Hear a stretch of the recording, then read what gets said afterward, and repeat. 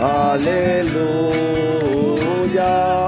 aleluya, aleluya, Dios es Rey. Aleluya,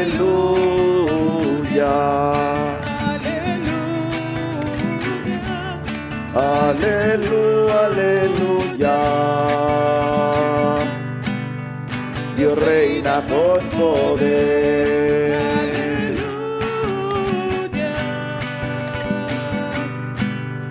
Dios reina con poder.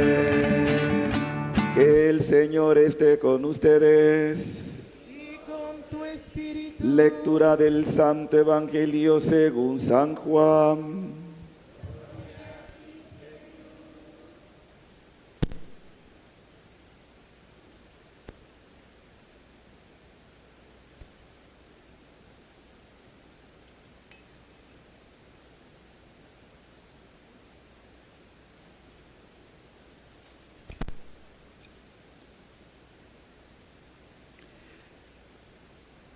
Como era el día de la preparación de la Pascua, para que los cuerpos de los ajusticiados no se quedaran en la cruz el sábado, porque aquel sábado era un día muy solemne, los judíos pidieron a Pilato que les quebrara la pierna y los quitaran de la cruz.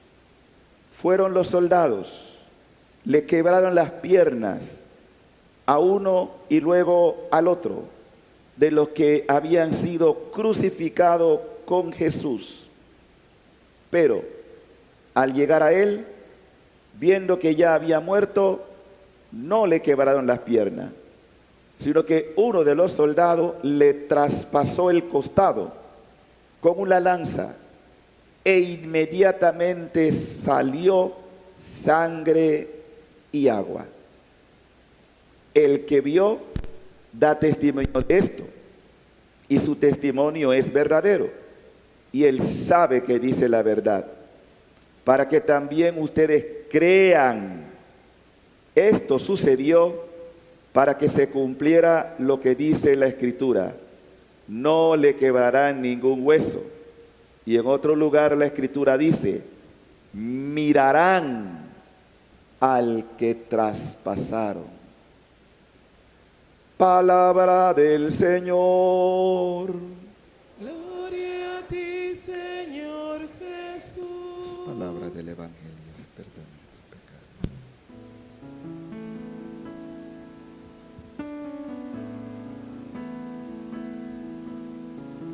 Tómame, Señor, tal como soy, hoy vengo a ti. Tantas veces he huido y otras veces me he escondido por no saber más de ti. Tócame, Señor, limpia mi casa, mi corazón. Hazme una nueva criatura, necesito tu ayuda, Señor, solo tú puedes.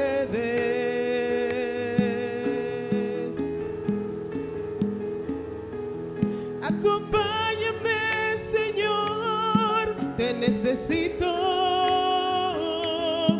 pues sin ti yo no sé caminar. Esta tierra está tan seca y tan sedienta,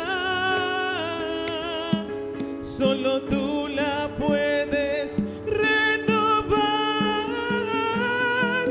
Manda la lluvia, manda tu amor, manda tu espíritu, Señor.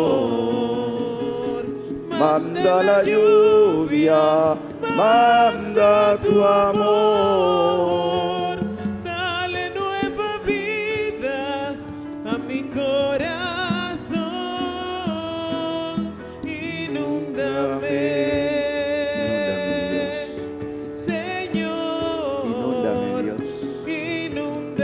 Lléname, renuévame, Señor, revísteme con tu gracia. inúndame.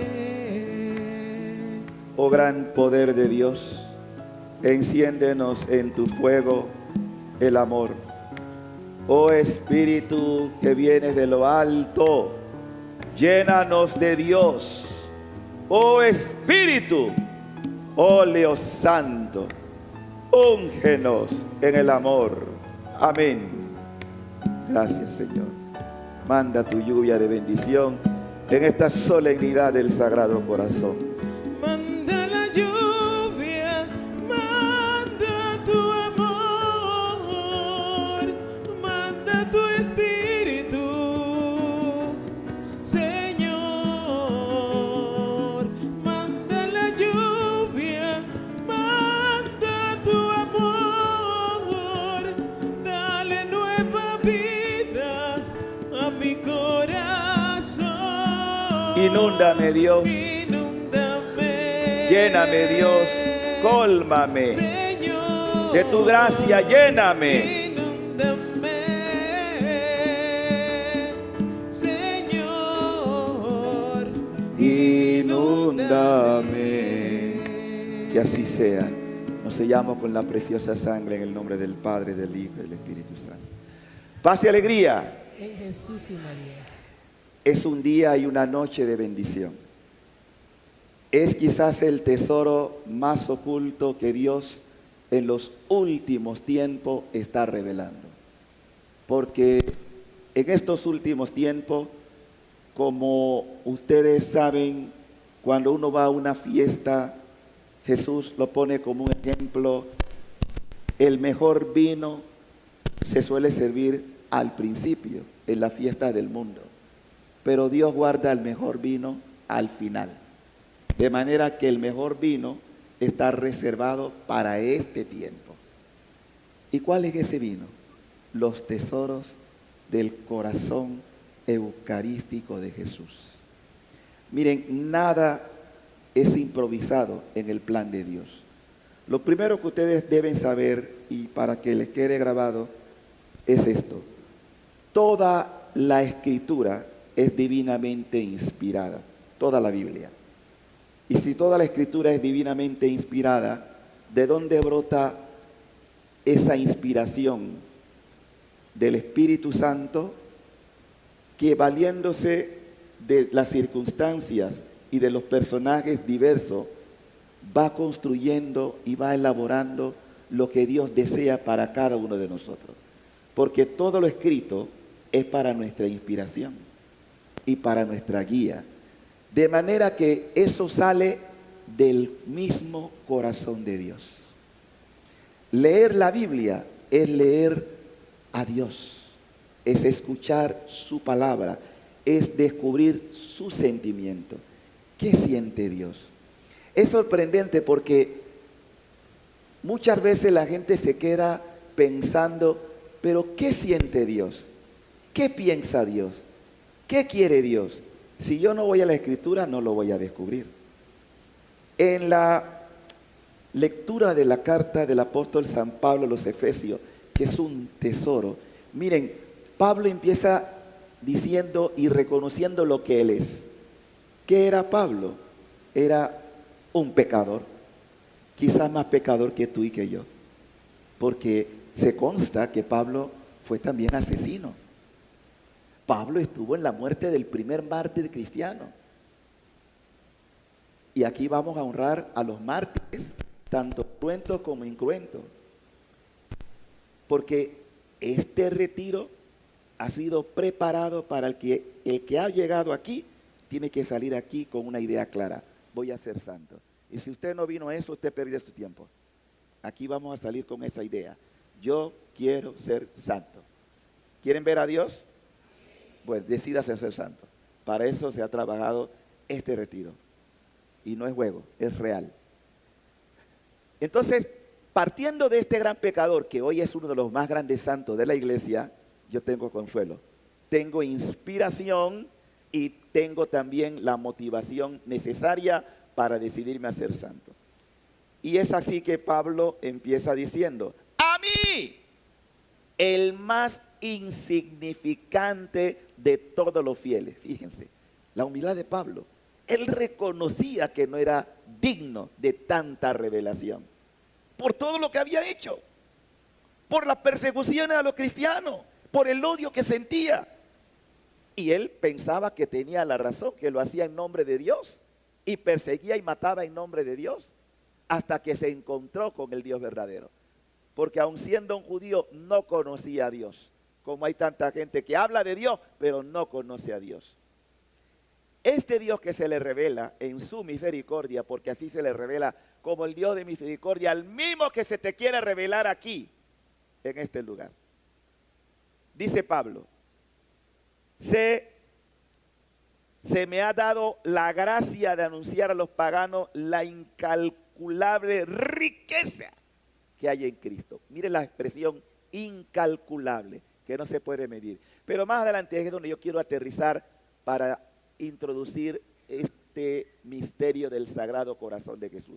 Pablo dice, me arrodillo ante el Padre, de quien procede toda paternidad, o sea, el Padre de los padres, papá de todos, en el cielo y en la tierra, para que conforme a los tesoros de su bondad, a los que,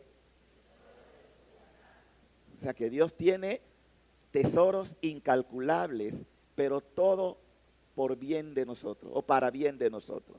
Dice, les conceda que su espíritu los fortalezca. Y este tiempo necesitamos mucha fortaleza, porque los tiempos son terribles, en todos los sentidos. Volcanes, huracanes, violencia social en todos los géneros. O sea, estamos viviendo un momento en que no necesitamos mucha lógica o pensamiento para darnos cuenta que este mundo está cada vez peor. Y no porque Dios lo quiera, sino porque nosotros estamos haciendo un mundo de violencia, de odio y de maldad. Porque nos hemos apartado de Dios. Pero tranquilo, Dios tiene la última palabra. Y dice Pablo que ese espíritu le dé fortaleza interiormente y que Cristo habite por la fe en sus corazones. ¿Que habite dónde? Por la fe en sus corazones. Señor, ven a habitar en mí, en mi corazón. Y dice, así, arraigados. ¿Qué significa arraigados? ¿Cómo tenemos que estar? Arraigados. Que nada te suelte. Así como esas plantas que son como la hiedra, que se van pegando allí. Arraígate a Cristo. Aférrate a Él. Es un tiempo en donde no se puede estar vacilando en la fe. Porque el que vacila se cae.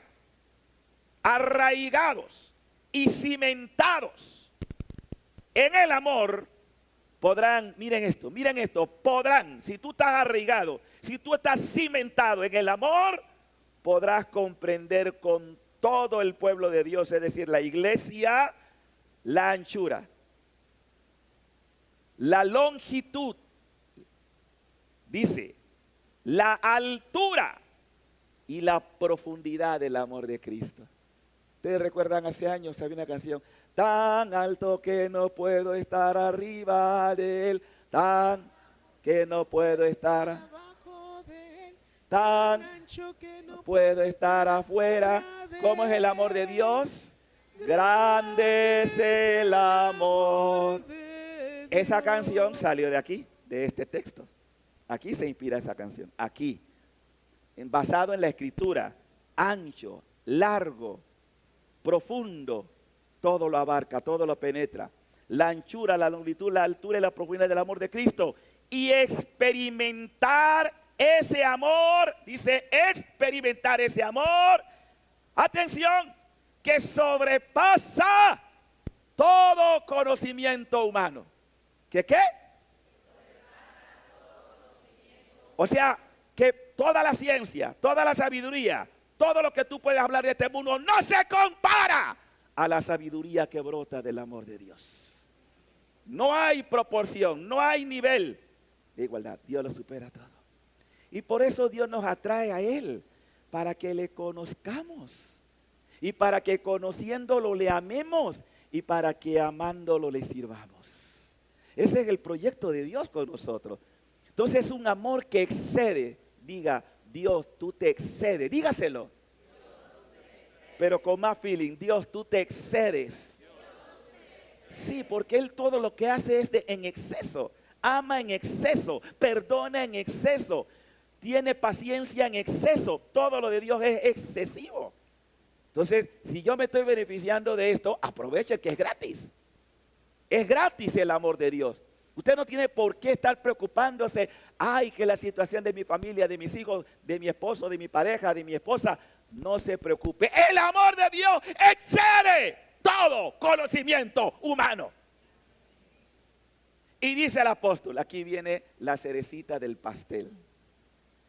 Dice Pablo, que sobrepasa todo conocimiento humano, para que así queden ustedes colmados con la plenitud misma de Dios. Oh my God. ¿Para que queden qué? ¿Para que queden qué? ¿Sabe? Yo no tengo que explicar qué es colmado, ¿verdad? Llenos. Usted que mendiga amor, usted que anda ahí mendigando amores humanos, Dios te está diciendo, eso no te va a colmar. Lo que te colma es el amor de Dios. Buscar ese amor, enfocarse en ese amor. Entonces, cuando Pablo dice esto, definitivamente que él tenía no una idea de Dios, sino una experiencia de Dios. La diferencia entre una idea es que las ideas pueden variar, pero la experiencia de Dios marca. Tú sientes que no necesitas que te expliquen, porque una experiencia es algo que solo el que la ha vivido puede dar razón de ello. Y tú no puedes experimentar en el otro, porque es una experiencia personal. Pero Dios quiere darla a cada criatura que forma parte de su cuerpo, de su pueblo, porque Él es padre de todos. Y un papá quiere lo mejor para sus hijos. Ese Dios que habla así en el Nuevo Testamento, no es que se desconozca que en el Antiguo Testamento, recuerden, por eso hacía la salvedad de que Pablo ha ido, él que era indigno, que no merecía esta gracia, dice, a mí, que esa gracia inmerecida, Dios me la ha concedido para comunicarla a los paganos, que no eran hijos hasta ese momento, pero que Dios lo adoptó en Cristo, para revelarle estos tesoros. Ahora, fíjense esto, estamos en el Nuevo Testamento. Yo me voy a ir a un punto del Antiguo Testamento y luego voy a hacer una breve historia de cómo esa revelación, lejos de aminorar, ha ido creciendo. Es decir, nosotros tenemos hoy más conocimiento de las cosas de Dios que lo que tenían el Antiguo Testamento y los primeros cristianos. Porque Dios no se ha agotado. Explico. Me están viendo con cara rara. Vamos a explicar esto. No, porque es que la gente no se entera en qué momento está viviendo y no aprovecha la gracia que Dios está revelando. Miren lo que dice Antiguo Testamento, para que vean cómo ya en el Antiguo Testamento hay clara manifestación de un amor de Dios que es antropológico, es decir, un amor que se humaniza. Está clarito en el profeta Oseas. Yo no necesito entrar en muchas explicaciones porque el texto se expresa y se comprende por sí mismo. Dice el profeta. Dios está hablando al profeta Oseas y le dice esos sentimientos. Mi corazón se conmueve dentro de mí. Ay, ay, ay. ¿Cómo dice la palabra? Dios tiene conmoción, hermano. Dios siente, Dios palpita. Y tú eres el objeto de esa palpitación. Hoy el Señor palpita, te amo, te amo, te amo, te amo, te amo, te amo. Se conmueve. Y tiene más. Escucha lo que dice el profeta Oseas. Estamos en el Antiguo Testamento. Y miren esta revelación del Antiguo Testamento. Mi corazón se mueve dentro de mí y se inflama toda mi compasión. Oh Dios, oh Dios, se inflama. Hermanos, si algo le gusta a Dios es derrochar compasión. Y por eso el dolor que siente Dios es la indiferencia, ese amor que quiere derramarse en cada criatura. Y la indiferencia y el dolor de los hombres que dicen no quiero, se inflama de compasión. Y sigue diciendo el profeta Oseas, no cederé al ardor de mi cólera. Es decir, Dios podía haber destrampado nuestra existencia ya. Por su santa ira, por su cólera divina, dice, pero no voy a ceder a esto. Es decir, que ustedes me tienen tan loco que aunque mi ira divina pueda actuar en justicia, yo quiero actuar en compasión por ustedes. Ese es el Dios que está hablando. Tú lo tienes loco de amor. Y Él en vez de tratarte con ira, te trata con compasión. Porque tú y yo lo que hemos merecido es la ira divina, la justicia divina. Eso es lo que merecemos. Se conmueve. Y sigue diciendo el profeta Oseas que es una locura esto. No volveré a destruir a Efraín. Es decir, un pueblo que había olvidado a Yahvé, a Dios. Pero Dios tiene compasión. Miren, las historias de cada uno de nosotros, porque estos textos no es solamente hablar de lugares geográficos, no. Todos los textos de la Biblia siempre hay que espiritualizarlos. ¿Qué quiere decir eso? Ese texto tiene que decirme algo a mi vida personal. Porque Efraín eres tú, por tu pecado. Cuando tú has probado la ira divina por tu propio pecado, Dios te dice, ¿sabes qué? Borrón y cuenta nueva. No lo voy a hacer otra vez contigo. Porque te estoy dando una oportunidad, ¿la entiendes? Te estoy dando una nueva oportunidad. Aprovéchala. Dios tiene todo el derecho de actuar como tú te lo mereces. Pero sigue diciendo, no volveré a destruir a Efraín, no volveré a hacerte daño. Y no porque Dios de Almeche te haya hecho daño, sino que tu comportamiento, tu inmoralidad, tus pecados, tu doblez, es la que ha hecho la justicia actuar en ti. Pero sigue diciendo, pues yo soy Dios y no hombre. ¿Por qué hace esa diferencia? Bueno, primero porque es verdad. Y Dios no actúa como actuaríamos nosotros. Nosotros actuamos por venganza, por capricho, por celo, por odio. Dios no actúa así. Yo soy Dios, no hombre. Dale gracias a Dios por ser Dios y no hombre. Dale gracias a Él. Es decir, no actuar como tú mereces que Él actúe en tu vida. Porque es pura compasión. Entonces, ¿qué espera? Que tú le devuelvas, que tú le retribuyas. Y miren cómo termina. Estamos en el Antiguo Testamento. Siglos antes de que Pablo escribiera. Y termina diciendo, pues yo soy Dios y no hombre, santo en medio de ti. ¿Qué? ¿Y saben qué fue lo que Dios le pidió al pueblo que eligió? ¿Saben qué le pidió Dios? ¿Cuál fue la exigencia que él hizo de su pueblo? ¿Ustedes serán qué? ¿Ustedes serán qué? Porque yo su Dios soy. Entonces, ¿qué hago yo aquí? ¿Qué hago yo aquí? Responder a la santidad, a la llamada original que Dios tiene conmigo. Yo estoy en medio de ustedes. Si Dios está habitando aquí como de hecho está en la Eucaristía, eso me exige a mí determinación de ser santo. No es lo que dice el Padre Teófilo, es lo que dice el Señor. Y es el Señor que te ha convocado para que de una vez por todas entienda que Él te concibió en esta humanidad para que tú seas santo. Para que seas irreprochable. Y si te queda alguna duda, piensa en Pablo otra vez.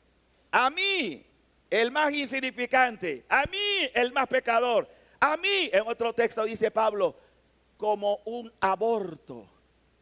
Y Dios me eligió. Porque hay muchos sí, es que yo voy a la iglesia y los santos se van a caer. Ay, que yo voy a la iglesia y todo el mundo se va a escandalizar. Bienvenidos, que esto es para pecadores que quieren ser santos. ¿Cuántos pecadores hay aquí que quieren ser santos? Gloria a Dios, hermano, están inscritos en el libro de la vida. No se autoborre. Sí, porque ya ustedes tienen su nombre, pero usted tiene la libertad de borrarse, no Dios, usted. Y termina Pablo diciendo, miren Oseas, santo en medio de ti y no enemigo a la puerta. como acechando, como diciendo, voy a ver en qué cae. No, Dios no es así. Bueno, ahora entramos en el Evangelio y luego breve historia. Miren, dije que Dios no improvisa nada. Como nosotros los seres humanos, así como el niño va aprendiendo progresivamente, lo mismo pasa en la vida espiritual. Dios sabe que nosotros no podemos captar todas sus gracias si no tenemos un proceso. Y en ese proceso Dios va revelando poco a poco lo que Él desea que nosotros comprendamos.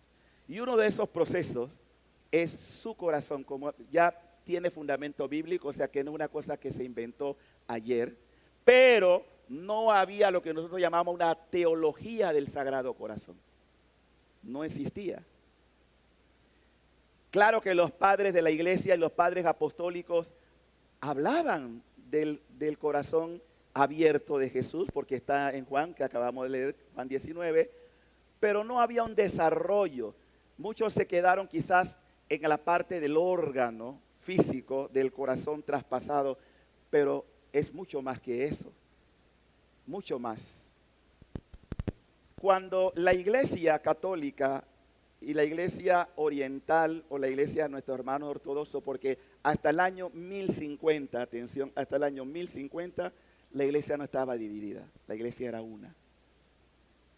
Por eso que cuando Jesús, porque Jesús ve todo, Él es Dios, hombre Dios, y como hombre Dios, en San Juan capítulo 17, Él hace una oración, versículo 20 y 22, eso lo vamos a ver también en este fin de semana. ¿Y cuál es la oración? Se le conoce como la oración sacerdotal, que por cierto, hoy también en el Día del Sagrado Corazón, la iglesia pide que oremos de una manera particular por los sacerdotes, por su santificación. Lo haremos al final. Entonces, en esa oración que llamamos la oración sacerdotal de Jesús, su petición fue esta: Padre, que todos sean uno, como tú y yo somos uno, para que el mundo crea. ¿Para qué? Y si ustedes acaban de leer el Evangelio de Juan, ¿saben cómo termina o cómo expresa Juan lo que pasó cuando el costado fue traspasado? Escuchen la expresión: para que el mundo crea. El que vio da testimonio, y él de esto, y su testimonio es verdadero, y él sabe que dice la verdad, para que también ustedes, ¿para qué se escribió eso? ¿Tú crees esto, lo que está escrito allí? ¿Tú le crees a Dios? Bueno, entonces, ¿qué es lo que Juan vio? Él vio, porque estaba allí con la Virgen y algunas mujeres, cuando el soldado, y hace expresa referencia a que primero le parten la pierna al uno y después al otro, pero cuando llegan a Jesús ya lo ven que ha fallecido, y el soldado con una lanza traspasa el costado. E inmediatamente brotó sangre y agua. Y fíjense, por eso Juan hace referencia y dice expresamente: del costado con una lanza inmediatamente salió sangre y agua, y el que vio da testimonio. Juan reafirma eso, de que él sabe que dice la verdad.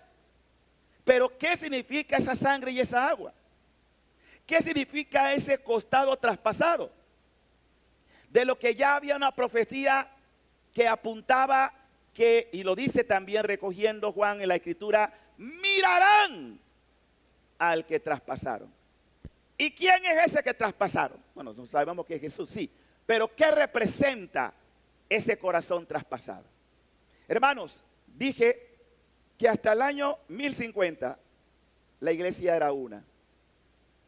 Pero por asuntos que no voy a explicar porque es muy largo, políticos y de intereses, diríamos así, políticos y religiosos también, se divide Oriente de Occidente. Y esa unidad que Jesús anticipadamente pidió al Padre, se rompe. Se rompe. Por eso es importante volver otra vez al costado abierto, porque ese mismo costado abierto es el que nos va a llevar a la unidad. Por eso hay que ver el signo del costado abierto. Viene la división, se separa Oriente de Occidente, y después vendría otra división de mayor gravedad, porque saldría de la misma iglesia católica también, y es el protestantismo. ¿Okay? Bueno, pero, como dije, Dios siempre quiso una iglesia. Y una iglesia que Él ha mantenido a pesar de todos los contratiempos, ataques, persecuciones, martirio. En ninguna otra iglesia, escúchalo bien, en ninguna otra iglesia se han dado las gracias y las bendiciones que se ha derramado en los siglos en la iglesia, una santa, católica y apostólica. Y en esa revelación de esta iglesia, lo más grande, el tesoro más grande que Jesús quiso preservar para sus discípulos es la Eucaristía. Pero yo tengo que darme cuenta que tampoco la Eucaristía fue una improvisación, porque todo en Dios es perfecto y todo entra en la eternidad, es decir, en la mente eterna de Dios. En otras palabras, Dios desde siempre quiso hacerse comida. Desde siempre quiso ser Eucaristía. Y desde siempre quiso darnos su corazón. Pero como no podemos entenderlo esto de la noche a la mañana, Él va progresivamente revelándose. Hay muchos santos a quienes Dios se le fue revelando sobre el tema del corazón. Muchos. San Juan Eudes fue uno de los que primero que comienza a hablar del corazón de Jesús y también añade el corazón de María. Va desarrollando una teología, pero la gran revelación del corazón empezará con una mística de la visitación, de la comunidad de la visitación, llamada Santa Margarita María de Alacoque. Lo interesante de estas revelaciones, que no en nada contradice la Escritura, al contrario, reafirma lo que la Escritura ya ha dicho, el corazón traspasado. Cuando el Señor se le revela a Santa Margarita María, se le apareció, ¿dónde? ¿Saben dónde fue la primera aparición? Ella estaba en adoración en el tabernáculo, en adoración. Para que ustedes vayan viendo la relación o la correlación entre la Eucaristía y el corazón de Jesús. Y le muestra su corazón.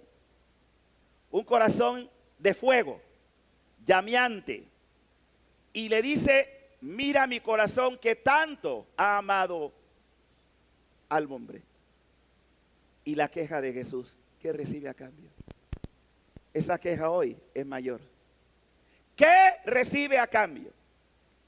Esto que estamos hablando de un corazón que está loco, ya hemos escuchado al profeta Oseas, todo lo que siente y que nosotros le damos la espalda a ese amor, como diría Francisco, el amor no amado.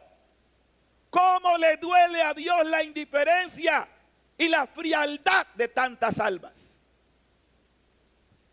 Y pide a la humanidad, empezando con Margarita y Francia, que tampoco hicieron caso, su país no hizo caso, porque Jesús siempre quiso que Francia fuese la nación que abanderase, es decir, que en la bandera de Francia debía estar el corazón de Jesús, así se lo pidió expresamente, pero claro, ya Francia estaba entrando en esa, diríamos, corriente maligna de la masonería que empieza allí de gran forma a decir, y dice, no, de una manera, esto no puede ser, esto no puede ser, esto no puede ser. Y luego vendría la Revolución Francesa, que es un tema que no voy a entrar, pero todo esto porque esto es parte de la historia, de una revelación hermosísima que le digo a Dios, no te necesitamos, nosotros vamos a arreglar esto. Y como no se hizo caso, y no se consagró Francia, como hubiera sido el deseo de Dios, es decir, no solamente la consagración de la iglesia, sino de todo el pueblo, y llevar la bandera del corazón de Jesús. Imagínense lo que hubiera sido Francia hoy. Miren lo que está haciendo Francia hoy, ¿no? No hizo caso. Entonces Dios, como siempre, no quiere, repitiendo las palabras del profeta Oseas, que dice, no cederé al ardor de mi cólera. Dice, bueno, paciencia, vamos a buscar a otra que me pueda seguir dando a conocer. Y se va a una nación que está en pleno comunismo y en plena guerra. Segunda Guerra Mundial. Y le revela los mismos sentimientos, que se amplía, porque aquí se especifica más la sangre y el agua que brota del costado. Y le dice, mira, a esta niña que no tenían mayor mérito, sino que Dios siempre se busca lo que menos cuenta a los ojos de los hombres, así es el Señor, elige a esta niña a quien le va a apodar su secretaria. Quería conocer los sentimientos de su corazón. Y ahí está todo lo que conocemos hoy de Santa Faustina Kowalska, la secretaria de la Divina Misericordia. Porque la Divina Misericordia no es más que una ampliación de la revelación al Sagrado Corazón de Jesús. No estamos hablando de dos espiritualidades diferentes, es la misma ampliada. Y todo lo que proponía, y por eso en esa revelación ya el Señor va diciendo cosas todavía más contundentes, y que Santa Faustina va también comprendiendo, porque tanto Margarita de Alacoque como Santa Faustina, en las revelaciones o manifestaciones de Cristo en la Eucaristía, el niño se mostraba en su corazón en la hostia. Es decir, la hostia se transformaba en el corazón, o del corazón de Jesús se veía también la hostia. En ese sentido, una unión entre Eucaristía y corazón de Jesús. En otra palabra, Dios estaba preparando a la humanidad para decir que el Sagrado Corazón no es lo que mucho quizás con el escapulario que usábamos nuestras queridas abuelitas, así grandísimo del corazón. Yo soy de la asociación de la, ¿cómo le llamaban? No, pero ¿cómo se llamaba? La cofradía del Sagrado Corazón, el pecho. No, es mucho más que el órgano. Es mucho más que ese corazón flameante de fuego. El corazón que Dios nos quiso revelar y llegar a la plenitud es la Eucaristía.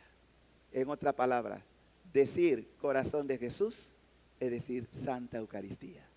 Decir Santa Eucaristía es el corazón de Jesús.